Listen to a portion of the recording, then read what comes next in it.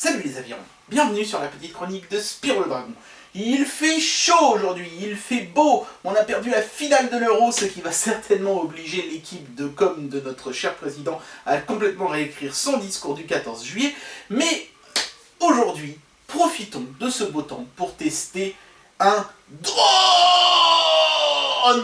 de chez ce partenaire. C'est parti! Bien voilà, alors avant d'attaquer notre traditionnel unboxing, deux petits mots, hein. Comme il fait très chaud aujourd'hui, je vous le disais dans l'introduction, mais c'est pas une blague, j'ai laissé un certain nombre de portes et de fenêtres ouvertes, et j'ai mis un ventilo derrière moi, ce qui signifie que vous allez peut-être entendre des petits bruits de fond, et si c'est le cas, je m'en excuse par avance. Voilà. Maintenant qu'on s'est débarrassé de cette petite formalité, de cette petite politesse, regardons ensemble l'emballage du JJRC H28. Alors il est marqué Wi-Fi Connection, mais attention, hein, ça c'est une option, et d'ailleurs je ne l'ai pas. Ce modèle il existe en 3 versions, une version de base, une version avec caméra, ici, vous voyez, et une version avec le Wi-Fi. Et donc moi j'ai la version intermédiaire, celle qui a la caméra, mais pas le Wi-Fi, voilà. Alors est-ce que c'est une erreur d'emballage, ou est-ce que tous les emballages sont comme ça? À mon avis, ils sont tous comme ça, et puis voilà, à vous de faire attention au modèle que vous achetez.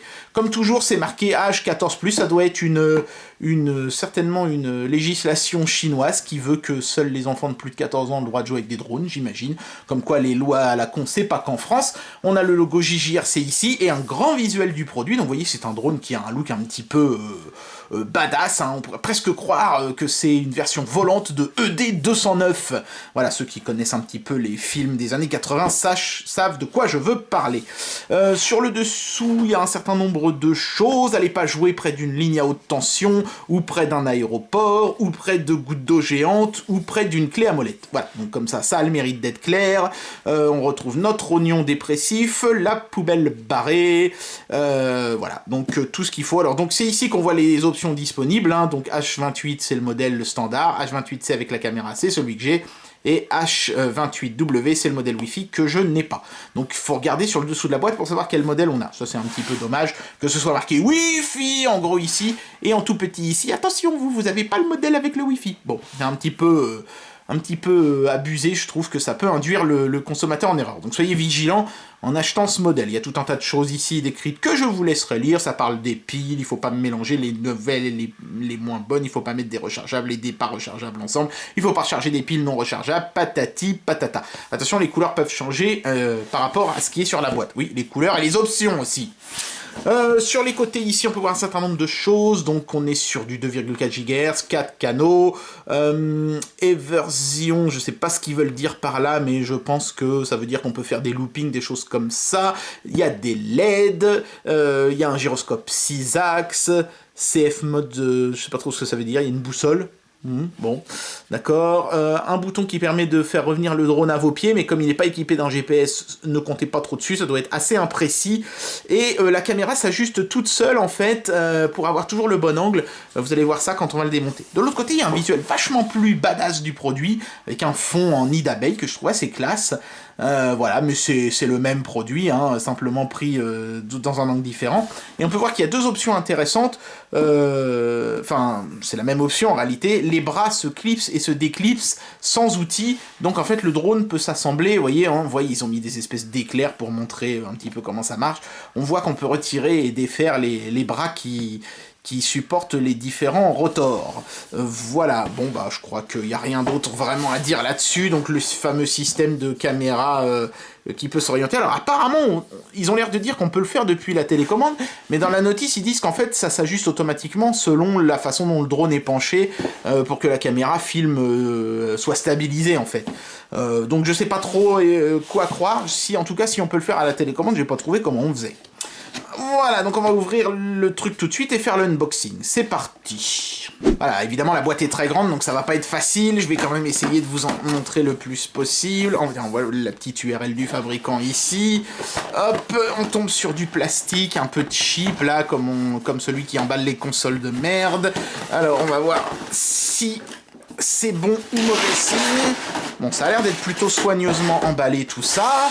On tombe tout de suite sur une notice qui a l'air d'être tout en chinois, mais en fait, à y regarder de plus près, elle est bilingue anglais-chinois. C'est un peu mélangé, donc c'est un petit peu le bordel. Il faudra s'y reprendre parfois plusieurs fois pour bien comprendre. Enfin, c'est bien illustré, on explique par où on met la carte micro SD, le système d'ajustement de la caméra. Eux, ils disent que ça se fait avec ce bouton-là, ici. Voilà, donc bouton qui habituellement sert à calibrer l'altitude, sert cette fois-ci à orienter la caméra. Bon. Je ferai un essai pendant un vol où je filmerai, mais bon, sinon après pour le reste c'est un drone relativement traditionnel, il n'y a rien de vraiment exotique là-dessus. Voilà, donc bon, bah, c'est une notice qui a le mérite d'être présente et qui aidera les gens qui débutent dans le domaine du drone. Voilà, ensuite on tombe donc sur... Alors on enlève cette petite plaque de plastique et on tombe sur le drone en lui-même qui se trouve ici. Voilà, donc assez léger, je sais pas, oui, je crois que la batterie est dedans, voilà. Donc on peut voir que la batterie c'est un gros machin, 1200 mAh, c'est assez gros pour un drone, mais évidemment comme c'est un drone qui a une grande envergure, il faut au moins ça pour avoir nos 5-10 minutes de vol. Apparemment ce drone il peut voler 10 minutes, grand max un quart d'heure, mais c'est vraiment, comptez plus sur 10 minutes, Très franchement, peut-être même un peu moins. Voilà, et j'arrive pas à remettre la batterie dans le compartiment, c'est assez difficile parce qu'il y a des câbles un petit peu dans tous les sens, mais voilà, on y arrive quand même assez facilement. Belle batterie, assez balèze, c'est la première fois que je vois une batterie aussi grosse dans un drone chinois. Voilà, donc on a aussi des petits interrupteurs, on-off bien sûr, le plug pour la caméra et le plug pour ce qu'ils appellent le gimbal. Je ne sais plus ce que c'est, mais je crois que c'est justement le truc qui permet d'orienter la caméra. Donc ça c'est le signal vidéo, et ça en fait c'est le petit moteur de la caméra. Voilà, donc le drone en lui-même, donc avec un code couleur qui sert en fait à mettre les différents bras qui sont situés sur la droite. Hop, on va en prendre un pour vous montrer, ça suffira. Donc les rotors les hélices sont déjà fixées sur les petits moteurs électriques. Voilà, on peut entendre qu'il s'agit d'un moteur. J'ai l'impression que ce sont des moteurs à... Vu le bruit que ça fait, je me demande s'il n'y a pas un roulement à billes. Ça mériterait d'être désossé pour vérifier, mais enfin je vais pas m'amuser à le faire. Ici vous avez donc des LED qui permettront d'avoir l'éclairage pour la nuit, et donc cette fameuse connectique qui vient se fixer au drone, donc là rouge sur rouge, voilà, on met comme ça, et tac, ça se clipse. Et pour le défaire, en fait, il faut pincer là sur les côtés, tac, vous voyez, ça écarte ici, et hop, on peut défaire le drone du rotor comme ceci. Ensuite, là, il y a un petit sachet qui contient des hélices de rechange, le module de caméra, des petites vis, ça je vais y revenir, le câble de recharge USB, donc pour la caméra, et pour la caméra, qu'est-ce que je raconte, pour recharger la batterie, bien sûr, et le tournevis qui permet de monter ou démonter les parties qui nécessite des vis du drone. Et puis ici, vous avez un petit lecteur de carte micro SD, USB, que vous pourrez utiliser pour transférer vos vidéos sur le PC. Voilà, donc ça c'est plutôt pas mal. Donc, justement, en continuant notre exploration, donc il faut soulever cette partie-là, hop, et il y a un deuxième étage, vous voyez, beaucoup de choses dans l'emballage. On va tomber sur les pare-chocs des hélices. Voilà. Donc qui sont dans un plastique plus souple, justement pour absorber les chocs. Et puis en dessous des 4 pare-chocs, il y a les pieds du drone qui lui permettent d'atterrir et de décoller, et qui viennent se fixer en dessous, et qui eux aussi sont dans un plastique souple. Je pense que ça doit être une sorte de vinyle, donc c'est pas mal parce que c'est peut-être du nylon, je sais pas trop ce que c'est comme plastique, mais c'est un plastique très souple en tout cas. Donc plutôt sympa. Mais si vous regardez attentivement, vous verrez qu'ici il y a un petit trou, voilà. Et dans les pare-chocs aussi, si vous regardez attentivement, vous verrez qu'il y a 2 petits trous de chaque côté ici. Et ça, en fait, ce sont des emplacements pour mettre des vis. C'est dommage d'ailleurs, parce que en travaillant un petit peu mieux un système de clips et pour le pare-choc et pour les pieds, on aurait eu un drone qui se monte et se démonte sans outils, et en quelques secondes. Là, ça va vous prendre 5 bonnes minutes pour assembler le drone, parce qu'il va falloir visser, et vous allez un petit peu avoir l'impression de monter un meuble Ikea par moment. Donc ça, c'est un petit peu dommage. Là, ils ont un petit peu, j'ai envie de dire, loupé l'occasion de faire quelque chose de vraiment complètement montable et démontable sans outils, ce qui aurait été un plus énorme, évidemment. Et enfin, le dernier élément de l'emballage, c'est bien sûr la télécommande, qui a un look un peu Goldorak avec cette espèce de de trucs bizarres là-haut. Je sais pas ce que c'est, ça a l'air d'être des LED aussi. Il y a des inscriptions directement de marquées dessus, donc ça c'est pas mal. Flip, LED, speed, machin. Donc ce switch-là, ce petit joystick-là, c'est pour l'altitude. Hein.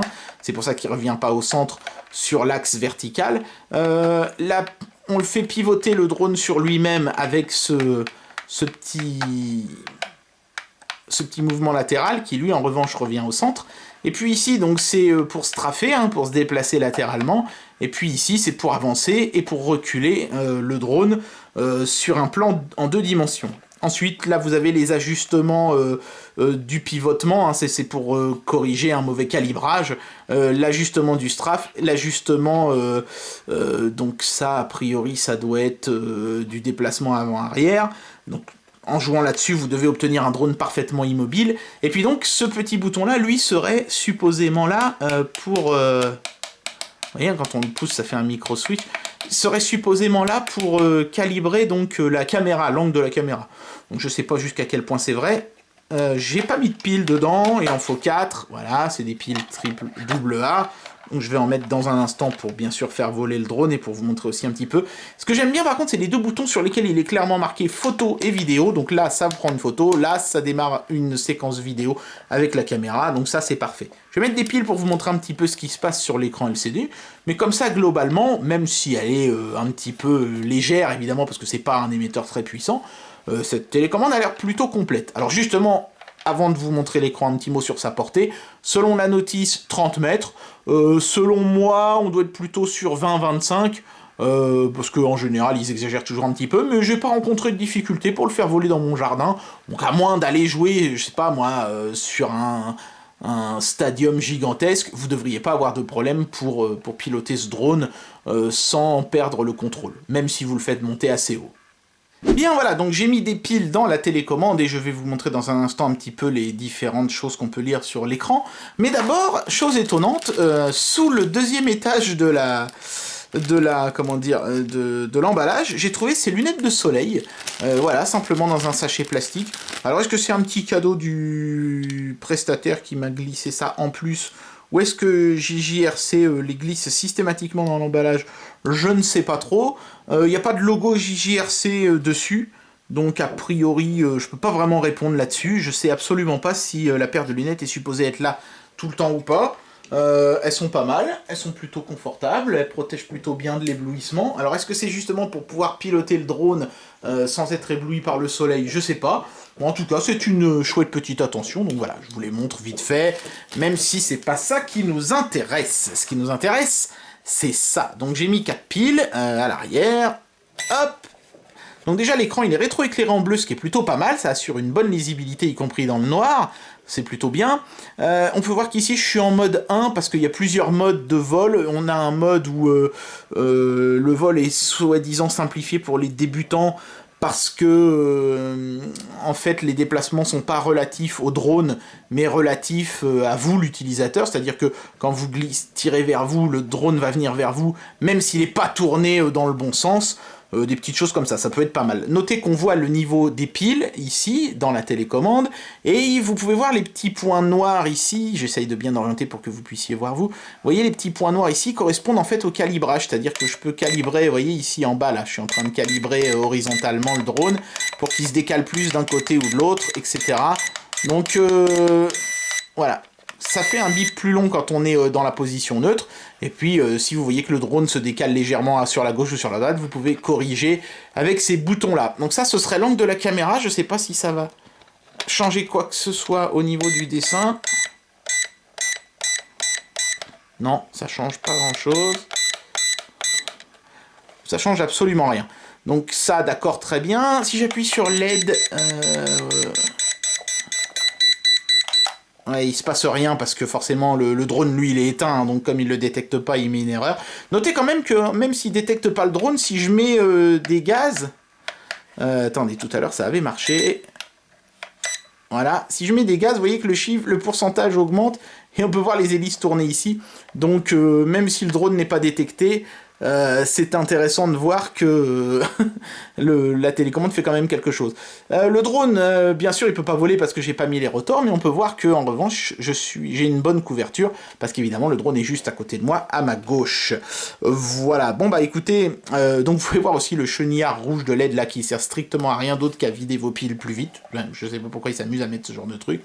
Mais a priori, la télécommande fonctionne bien. En tout cas, l'écran, il est clair, il n'y a pas de poussière dessous, c'est plutôt soigné, ce qui n'est pas forcément toujours le cas sur ces drones premier prix. Donc bon point pour la télécommande qui m'a l'air quand même plutôt correcte. Voilà, donc une fois que le drone est monté, il a une envergure vraiment très impressionnante puisqu'il dépasse de ma table basse. Je vais pas pouvoir vous le montrer en entier, hein, mais ouais, c'est vraiment... ça commence à faire du bon drone. Hein. Le truc a vraiment une envergure, je dirais qu'on est à 60 cm hein, à peu près. Et encore, si je prends la diagonale, on doit être à... Ouais, on doit être à 65-70 cm d'envergure. C'est quand même pas mal. Notez aussi que vous avez des gros pieds qui donnent une bonne hauteur et donc un bon amorti au drone quand il atterrit. Et puis ici, en dessous, vous pouvez voir le module de caméra qui est donc motorisé. Je ne sais pas si on va l'entendre. Vous voyez, on entend le petit moteur électrique. Bon là, évidemment, il est au point mort, hein, donc il est débrayé. C'est pour ça que je peux le faire bouger à la main. Mais sinon, il bougera grâce aux deux petits connecteurs. Donc, il y en a un qui alimente l'image et l'autre qui alimente le petit moteur qui permet à la caméra de s'orienter via la petite télécommande. Voilà, on peut voir les deux LED avant et il y a une grosse LED à l'arrière aussi. Vous voyez, au cul de l'engin, ici, voilà. C'est toujours plaisant d'avoir un truc avec un anus qui brille. Hein. Ici, vous pouvez voir l'endroit où on met la petite carte micro SD à l'arrière de la petite caméra. Voilà, donc elle est fournie. Hein. C'est vraiment une carte très très générique. Hein. Vous voyez, 4 Go. Difficile de faire plus générique que ça. Voilà, donc on la met ici, dans la petite caméra à l'arrière, tout simplement. Tac. Et voilà. Alors, deux petites parenthèses avant de se lancer dans un vol filmé de ce petit drone. Deux petites choses. Un, le tournevis fourni, il est plutôt de bonne qualité, il fonctionne bien, hein, et il est pile poil de la bonne taille, donc c'est pratique. Avec lui, on met 10 petites minutes à assembler le tout. Il y a quand même une douzaine de vis à serrer, mine de rien. C'est dommage que par contre ce tournevis soit tordu. Vous pouvez voir que là, il part vers le bas. Donc, bon, c'est pas un outil de grande qualité. Enfin, il fait le taf. Ça va, j'ai pas émoussé de vis avec ni rien, donc les vis, elles aussi, sont d'une qualité raisonnable. Et puis en plus de ça, le constructeur a la gentillesse de mettre une vis de chaque en rab. Vous voyez qu'il y a deux longueurs de vis différentes. Les vis courtes servent à fixer le pied en bas, et les vis longues servent à fixer les pare-chocs sur les montants des hélices. Voilà. Dernière petite chose aussi, si vous regardez attentivement les hélices, vous verrez qu'il y a des lettres dessus. Je ne sais pas si on va voir, oui, ici vous voyez que c'est un B, puisqu'évidemment certaines hélices permettent au drone d'aller vers l'avant et d'autres lui permettent d'aller vers l'arrière, donc on ne peut pas mettre n'importe quelle hélice n'importe où. Donc si vous pétez une hélice, regardez quelle lettre elle porte, et comme ça vous saurez quelle hélice de rechange monter dessus. Ça c'est plutôt bien. Par contre, petit regret, les petits chapeaux chromés ici, ils en fournissent pas en rab, donc si vous le paumez, s'il tombe dans la pelouse et que vous le retrouvez pas, eh ben vous n'en aurez plus et votre drone sera un petit peu moins joli. Enfin bon. Allez, on va faire voler cette chose et voir un petit peu comme ça en même temps la qualité de la caméra intégrée. C'est parti.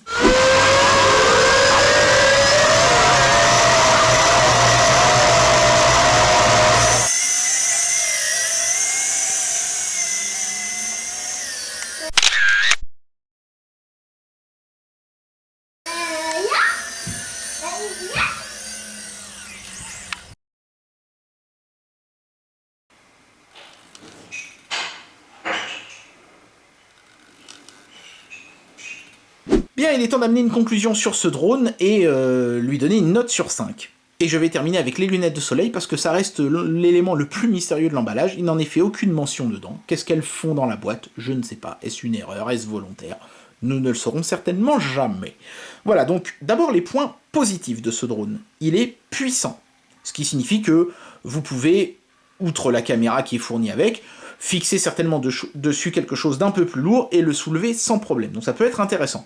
Deuxième chose, il est stable. Le vol est agréable, stable. Ça, c'est certainement lié au fait justement qu'on a de la puissance. Le coup de revenir à vos pieds, c'est précis à plus ou moins 5 mètres. Hein. Donc ce sera pas forcément une bonne idée. Mais à part ça, les commandes répondent toutes parfaitement bien. Le drone est très facile à piloter et ça, c'est une bonne chose.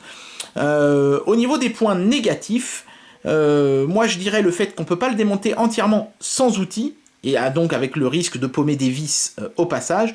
Donc ça c'est un point négatif, mais surtout le plus gros point négatif de ce drone, c'est la caméra. Elle est mauvaise. Si vous prenez une photo pendant l'enregistrement d'une vidéo, ça arrête l'enregistrement vidéo, c'est la raison pour laquelle la séquence vidéo que vous voyez dans ma vidéo, dans mon montage est très courte. J'ai mis l'intégralité de ce que j'ai pu filmer, mais quand on prend une photo, ça arrête l'enregistrement vidéo. Donc ça c'est complètement nul.